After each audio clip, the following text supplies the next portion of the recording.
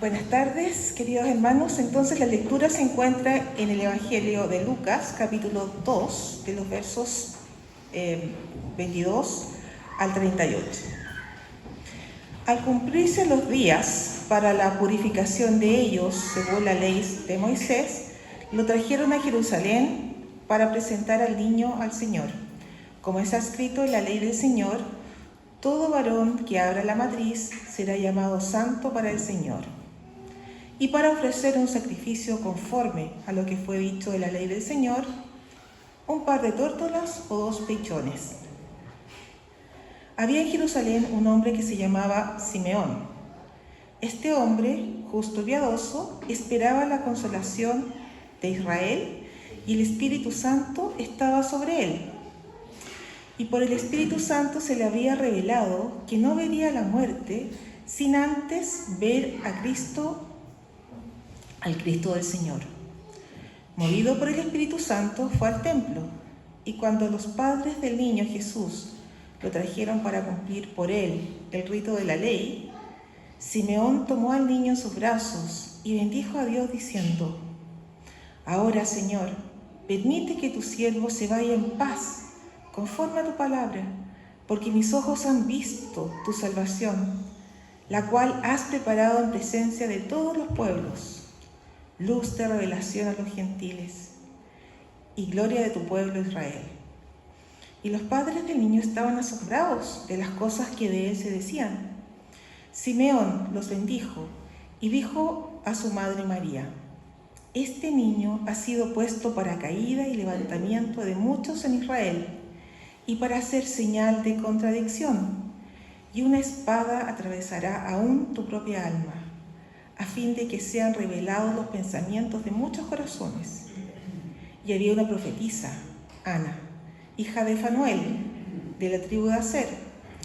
Ella era de edad muy avanzada y había vivido con su marido 7 años después de su matrimonio, y después de viuda hasta los 84 años. Nunca se alejaba del templo, sirviendo noche y día con ayunos y oraciones. Llegando ella en ese preciso momento, daba gracias a Dios y hablaba del niño a todos los que esperaban la redención de Jerusalén. Hermanos, esto es palabra de Dios. Oremos, querida familia. Dice Jesús: ustedes estudian con diligencia las Escrituras porque piensan que en ellas hay la vida eterna. Y son ellas las que dan testimonio en mi favor. Ayúdanos ahora, Padre, a encontrar a Jesús al oír tu palabra. Danos la alegría de conocerlo como realmente es. Y oramos eso en su nombre. Amén. En esta serie de charlas, en esta serie de sermones, hemos estado pensando en cómo conocer a Jesús. Y me imagino que ustedes tienen una respuesta a esa pregunta básica. ¿Quién es Jesús? En el sentido, es una pregunta básica, fácil, y a la vez una pregunta que se puede motivar una respuesta larga e extensa. Solo hay que ver la cantidad de libros escritos a lo largo de la historia de la iglesia.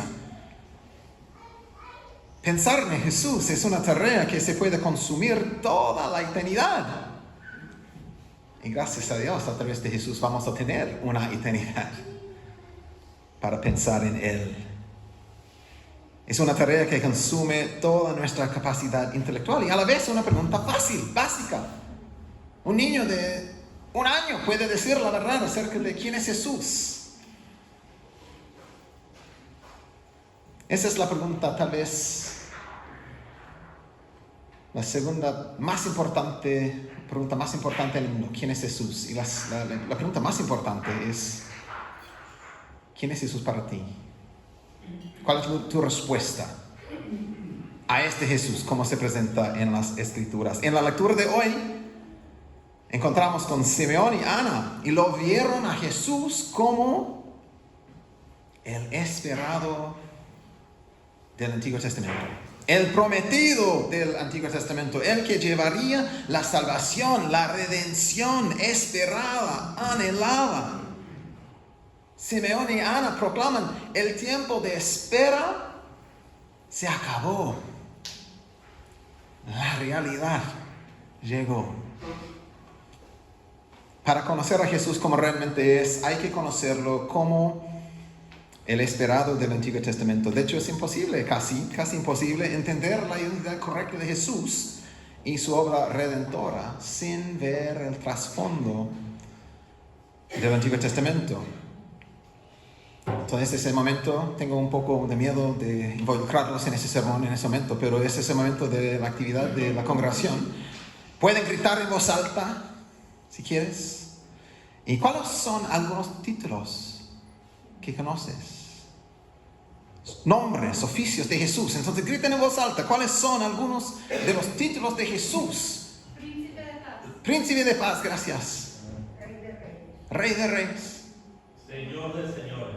Ok, la pista viene antes, ¿cierto? Para terminar esa oración. Buena, José. Emanuel. Gracias. El Cordero. Hijo del hombre. Hijo de hombre. Mesías. ¿Qué significan todos estos? Podemos estar aquí hasta la eternidad, tal vez nombrando títulos y oficios y lo que hace Jesús. Pero tenemos la idea. ¿Qué significan todas estas cosas que confesamos acerca de Jesús? Al encontrar a Jesús en los evangelios mismos, es imposible evitar las conexiones entre Jesús mismo y el trasfondo del Antiguo Testamento. De verdad, son títulos sin sentido, sin su trasfondo en el Antiguo Testamento. La situación en pecado de lo cual Jesús nos salva se basa en la historia del Antiguo Testamento. La gran esperanza de redención de las consecuencias de la caída humana en pecado. Toda la creación espera la liberación, restauración, redención que Jesús efectúa. No podemos comprender en la totalidad qué grande es Jesús sin verlo como el esperado del Antiguo Testamento. Y en el templo del primer siglo, con los focos, con el testimonio de Ana y Simeón, podemos ver con claridad que Jesús es el que el Antiguo Testamento espera. El Nuevo Testamento hace reflexión acerca de cómo es Jesús, de muchas formas diferentes. Hebreos 1 habla diciendo eso: Dios habiendo hablado hace mucho tiempo, en muchas ocasiones, de muchas maneras, a los padres, por los profetas, en estos últimos días nos ha hablado por su Hijo. Y una confesión de Jesús como Él que creó el mundo, el Dios mismo, el que sostiene el mundo y el que hizo una vez para siempre la redención final para el gran problema nuestro, el pecado, que podemos ser salvos. Habla la última palabra a través de su Hijo. Dios es un Dios que ha hablado de muchas formas. Por Malaquías, como vimos hoy. Como un rompecabezas, sin la pieza que provee toda la claridad. Tal vez podemos poner estos títulos que pensamos antes. Hijo de hombre, el siervo, profeta, el rey. Alejandro, creo que la cosa no está funcionando. Y otros títulos, tronco de Isaí, todo eso que viene del Antiguo Testamento. Pero sin la pieza clave, estamos en la oscuridad.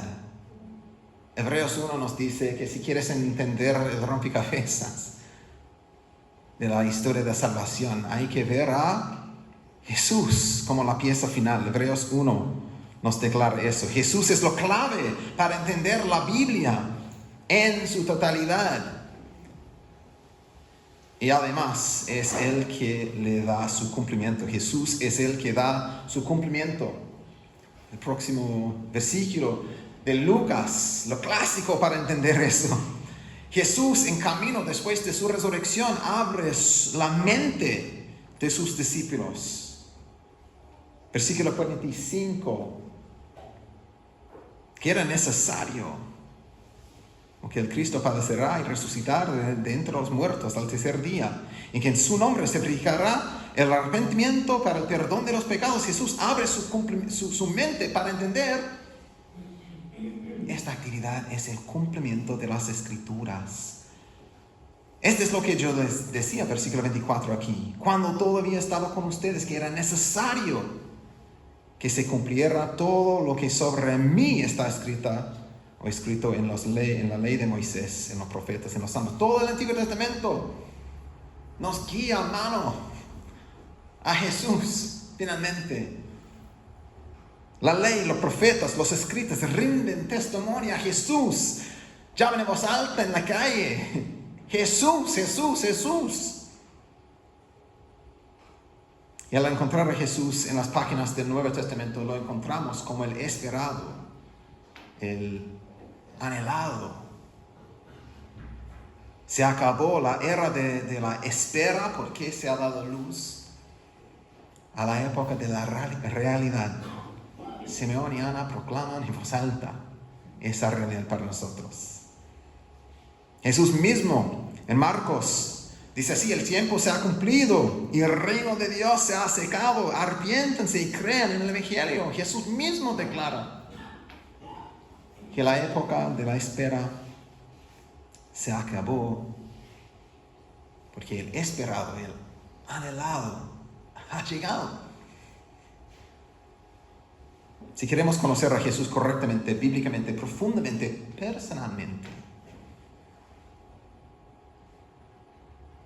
hay que verlo como el esperado del Antiguo Testamento. Hay que verlo en conexión con la gran historia de Dios. Como escuchamos al principio de Juan 5, Jesús hablando con los líderes judíos: ustedes examinan las Escrituras porque piensan tener en ellas la vida eterna, y son ellas las que dan testimonio de mí. El Antiguo Testamento, la sombra de los bienes prometidos en vez de la realidad misma. El Antiguo Testamento, la obra de Dios para llevar a cabo su plan en su tiempo, al llevar a Jesús al mundo. Todo el Antiguo Testamento genera esa expectativa de lo que Jesús cumple en su vida obediente, por su nacimiento, por su vida obediente, en su muerte sacrificial en la cruz, para recibir la ira justa de Dios contra el pecado. Tomó nuestro lugar allá por nuestros pecados, y por su resurrección y su triunfo sobre el mundo, la muerte y el diablo. El reino de Dios está aquí, proclama Jesús. Si quieres entrar, el camino está abierto. Porque Jesús finalmente, el esperado, ha llegado.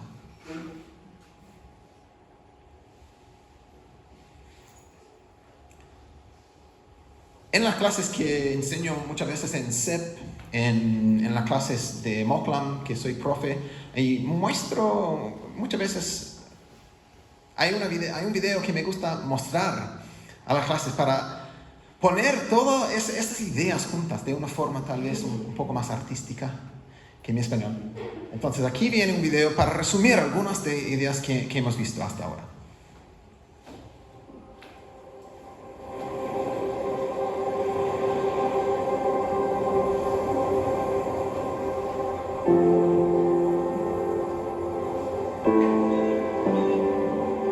La Biblia no es una serie de historias desconectadas. Es un solo narrativo en que cada historia y cada personaje señala a una persona que es más grande. La historia de Adán y Eva no se trata solo del primer hombre y la primera mujer. Hay un mejor y verdadero Adán que pasó la prueba en el huerto y cuya obediencia se nos confiere. Hay un mejor y verdadero Abel que fue inocentemente asesinado y cuya sangre clama por nuestra absolución en vez de nuestra condenación. Hay un mejor y verdadero Abraham, quien contestó el llamado de Dios para dejar todo lo cómodo y familiar y salir al vacío a crear un nuevo pueblo de Dios. Hay un mejor y verdadero Isaac, el hijo de risa, de gracia, que no solo fue ofrecido por su padre en el monte, sino que verdaderamente fue sacrificado por nosotros. Hay un mejor y verdadero Jacob, quien luchó y recibió el golpe de justicia que nosotros merecíamos, para que al igual que Jacob, solo recibiéramos las heridas de gracia que nos despiertan y nos disciplinan. Hay un mejor y verdadero José, quien a la diestra del rey perdona a los que le traicionaron y vendieron, y que usa su nuevo poder para salvarlos. Hay un mejor y verdadero Moisés, quien se pone en la brecha entre el pueblo y el Señor y es mediador de un nuevo pacto. Hay una mejor y verdadera peña de Moisés, la cual al golpearla con la vara de la justicia de Dios, ahora nos brinda agua en el desierto. Hay un mejor y verdadero Job, quien de veras sufrió inocentemente para después interceder por y salvar a sus amigos insensatos. Hay un mejor y verdadero David, cuya victoria se convierte en la victoria del pueblo, aunque ellos mismos ni siquiera levantaron una piedra. Hay una mejor y verdadera Esther, quien no solo arriesgó perder un palacio terrenal, sino que perdió su gran palacio celestial. No solo arriesgó su vida, sino que la entregó para salvar a su pueblo. Hay un mejor y verdadero Jonás, arrojado a la tempestad por el rescate de muchos. Hay un mejor y verdadero Cordero Pascual, inocente, perfecto, indefenso, inmolado para que pasara de largo el ángel de la muerte. Él es el verdadero templo, el verdadero profeta, sacerdote y rey, el verdadero cordero y sacrificio, la luz verdadera y el pan verdadero. La Biblia no es una serie de historias desconectadas, es un solo narrativo que nos señala a una persona, a Jesús.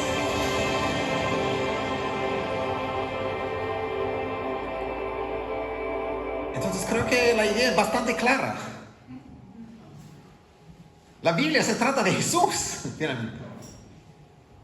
Jesús, el que el Antiguo Testamento nos apunta, nos guía, el que el Antiguo Testamento espera, anhela. De hecho, gran parte del lenguaje, de los discursos del Antiguo Testamento y nos ayudan a entender si somos redimidos en Cristo, ¿cómo podríamos entender esa realidad sin comprender la redención de Israel en el Éxodo? El gran trasfondo. Y si Jesús es el Cristo, ¿cómo podríamos entender lo que significa eso sin comprender cómo Dios ungía sacerdotes, reyes y profetas en el Antiguo Testamento? Los patrones que vemos en la historia de Israel, eventos así, personas aquí, así, fueron cosas reales y significativas para personas reales y nos muestran la obra y cómo obra Dios para guiarnos al Mesías final. Textos del Nuevo Testamento está lleno de la idea. Jesús como el último Adán de Romanos 5. Podemos saltar 1 Corintios 5, 7, Jesús como el Cordero de la Pascua. Juan 3, 14 al 15, Jesús como la serpiente de bronce. Juan 6, habla de Jesús como el pan vivo, que corresponde a la historia de Israel en el desierto, cuando Dios proveyó el pan. Jesús dice, yo soy el pan que descendió del cielo. Juan 15 nos habla de Jesús como la vid verdadera. La nación de Israel era la vid. En el Antiguo Testamento Jesús dice, yo soy la vid verdadera. Juan de nuevo, Jesús como el tabernáculo. Dios mismo en Jesús hizo su tabernáculo. Eso es lo que significa el verbo allá. Habitó entre nosotros. Y a través de la encarnación que hemos visto, hemos logrado ver la gloria de Dios. que nos da gracia y de verdad. Jesús como el templo. Y podemos hacer un estudio exhaustivo de todo eso. El Nuevo Testamento proclama en voz alta que Jesús es el esperado del Antiguo Testamento. Y hablar así, estamos hablando en términos como tal vez de un libro o en forma de pensar en eso. Estamos pensando en tipos y antitipos en la teología bíblica, ¿cierto? El tipo es algo del Antiguo Testamento, un evento, una persona, una promesa, un símbolo que aparece en el Antiguo Testamento, que tiene su cumplimiento, su correspondencia en el Nuevo Testamento mismo, en Jesús. Es decir, las personas, los eventos, los símbolos, los ritos, las fiestas nos apuntan a Jesús. Se encuentran su razón, su meta, su significado verdadero en Jesús mismo. Pues tantas como sean las promesas de Dios, en Él, Jesús, todas son sí, proclama el apóstol Pablo. Entonces, para hacer eso, no una clase en la teología bíblica, pero hacer eso en sermón, de aplicar la palabra a nosotros, es interesante todo eso, ¿no? Pero la pregunta para nosotros es, ¿qué significa todo eso para mí? Es interesante verlo, interesante es entenderlo, pero ¿cuál es la diferencia que me hace? ¿Cómo me impacta a mí esta realidad que Jesús es así? Pensando en algunas aplicaciones, obviamente hay una aplicación obvia, la forma de leer el Antiguo Testamento. Con una vista a Jesús, no saltamos o pasamos por alto el Antiguo Testamento en el cristianismo. Ni aplicamos su significado directamente a nosotros. Si fuéramos el pueblo de Dios en el Antiguo Testamento, queremos ver el significado cristocéntrico. Y hay una aplicación a Él antes de que sea una aplicación para nosotros. La primera pregunta al leer la Biblia mañana, al levantarte con tu cafecito, abrir tu Biblia. Después de leer la lectura, cualquier sea el pasaje, la primera pregunta que debes hacer no es ¿qué me dice a mí? Sino ¿qué me dice de Jesús? Esa sección. Y a la luz de eso, ¿qué significa para mí? Cambia la forma de leer la Biblia por completo. Cambia la forma de escuchar la voz de Dios. Dios nos habla de Jesús. Siempre queremos buscar a Jesús en cada página de la Biblia para entender y conocerlo personalmente como realmente es. Además, una aplicación adecuada a la luz de eso, creo, es debemos tener compasión para los que tal vez han rechazado a Jesús como la meta del Antiguo Testamento, que todavía están viviendo bajo la sombra, esperando todavía el que ha llegado. Se debe generar en nosotros amor y compasión para los que no vean a Jesús así, puedan llegar a conocerlo, como Pablo le dice en Romanos 11. El deseo nuestro es que lleguen a la luz de Cristo. Y vemos la forma del plan de Dios, promesa, cumplimiento. Es parte de la dinámica de las Escrituras. Es parte de la dinámica nuestra como la vida cristiana. Tenemos promesas de Dios. ¿Cuál es la base por tu confianza que Dios va a cumplir estas promesas futuras para ti, para nosotros? Podemos ver todo su récord, ¿cierto?, hacia atrás, de su fidelidad a lo largo de la historia. ¿Qué tipo de Dios tenemos? Un Dios fiel. Podemos confiar sus promesas por venir para nosotros. Podemos ver que siempre el plan de Dios es un plan cristocéntrico. Cristo está en el centro. Y si Cristo está en el centro de los planes de Dios, en las Escrituras, además está en el centro de los planes de Dios para la creación misma. Toda la realidad es cristocéntrica. Como Pablo nos dice en Colosenses, porque en Él fueron creadas todas las cosas, tanto en los cielos como en la tierra, visibles e invisibles, ya sean tronos o dominios o poderes o autoridades, todo ha sido creado por medio de Él y para Él. Para Él. Si es así, nuestras vidas deben ser cristocéntricas. Cristo en el centro, Cristo guiándome, dirigiendo donde vaya. Jesús en el centro. Tal vez pensamos en Jesús como una chaqueta. Cuando haga fría afuera, puedo abrigarme así. Puedo ponerme la ropa, la chaqueta, pero cuando hay calor, no necesito, lo saco. Solo piensas en Jesús el día de domingo, o cuando hay GPS. Jesús no es como tu chaqueta. Una parte de tu ropa. Jesús es como los lentes a través de lo que ves toda la realidad. Estoy casi ciego sin mis lentes. Estamos ciegos sin ver toda la realidad nuestra a la luz de Cristo, de forma cristocéntrica. Es decir, mi tiempo libre, mi tiempo en trabajo, mi tiempo en familia, mis pensamientos, lo que veo en la televisión, lo que pienso, lo que hago, cuáles son mis sueños, mis metas, mis proyectos. Jesús es el que dirige todo eso. Y al terminar, podemos recordar que Dios es soberano. Tal vez al ver la noticia genera susto. Si no, debe generar susto, ¿cierto? Vemos cosas terribles pasando en el mundo. El hecho que Dios ha llevado a cabo sus planes en Cristo nos recuerda que Jesús y Dios, a través de Jesús, es soberano.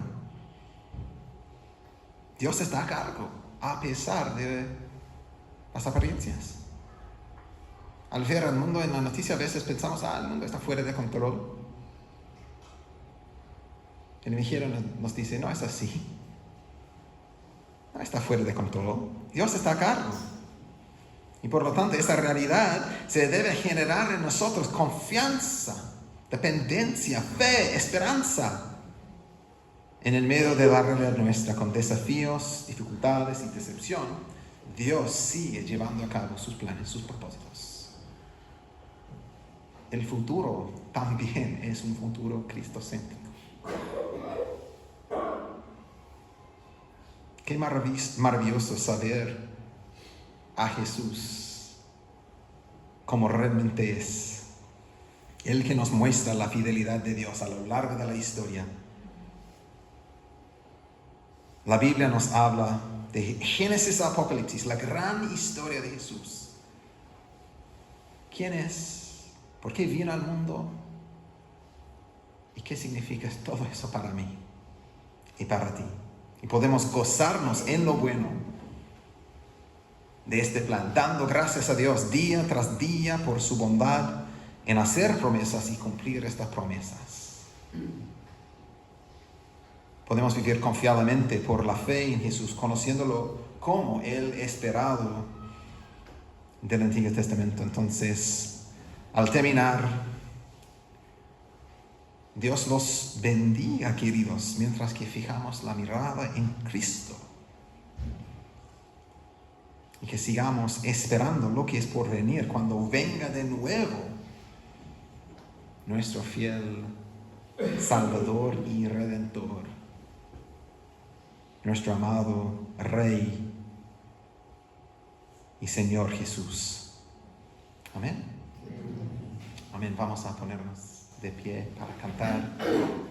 Les invito a